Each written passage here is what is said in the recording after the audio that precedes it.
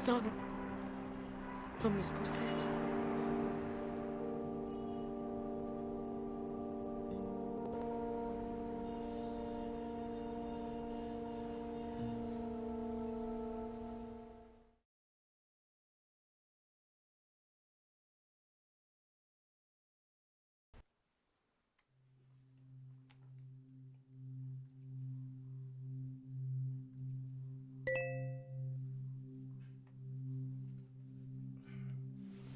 I'm feeling empty.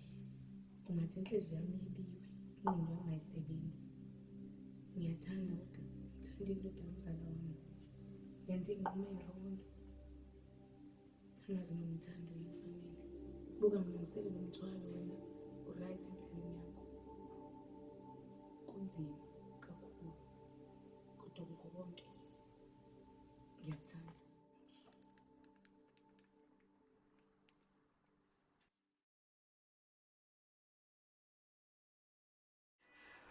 Usamkela uzongibulala. Ngiyadinga fanele ngicela ungivikele. Okay, Sano sami kulungile, ngizokuvikela. Kodwa ngiyacela. Ngicela ukuthi mina nawe sikwazi ba honest komunye nomunye. Ziyanda, ngingakufela. Uyakwazi lokho. Kodwa ngikwazi ukuyikhomisa kuwena nomntana wethu uma wena ukuthi usayivalele kwi-cage. Ngiyacela Sano sami lungisa izinto zakho kahle. Ngizohlala ngikulinde. Kodwa ungathathi isikhathi eside. Umntana wami uyangidinga njengoba wakhe.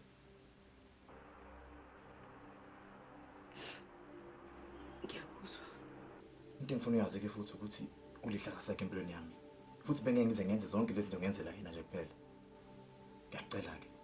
Cela ulungise izinto zakho. Ngizokulinda.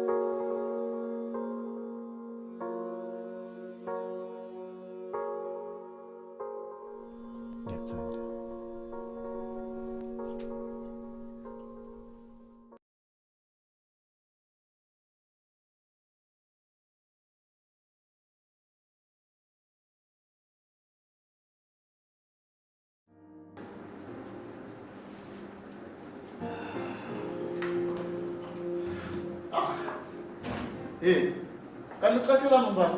No, wena mabonga phela namhlanje ngithi uyazi ukuthi ilanga elikhulu. So ngiyazilungiselela nje ukuthi attendele meeting. Ngiyakubona ushaya izimhlophe. Yeah, but kumele simtshengise umlefu ukuthi thina abantu bomsebenzi. Ungasho uliphinde mngani wami. Awusho mabonga. Ucabanga ukuthi ukushaya umuntu wesifazane kuyakusiza ukuthi akuhloniphe njengendoda?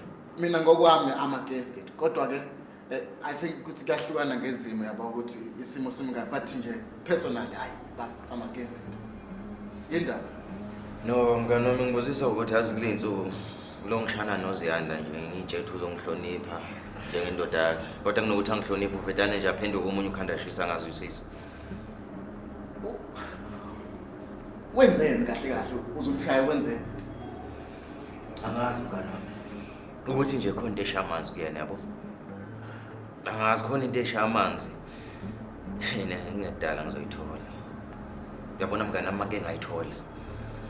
Uzoyikhotha imbenge yomini.